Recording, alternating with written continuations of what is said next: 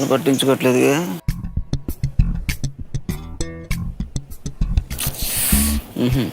కంచులా ఉంది. Hi. Hello. మీ పేరు? ఎందుకు? అంటే ఇంత అందమైన అమ్మాయి పేరు తెలుసుకోవడం ఉంది, అందుకని. నీకు అక్క చెల్లెలు లేదా? నేను సాఫ్ట్వేర్లో జాబ్ చేస్తున్నానండి. ఓ నైస్. నీ సాలరీ ఎంత? 1 lakh per annum.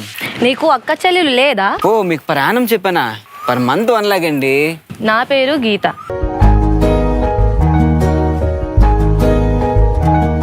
నీకు గర్ల్ ఫ్రెండ్ ఉందా?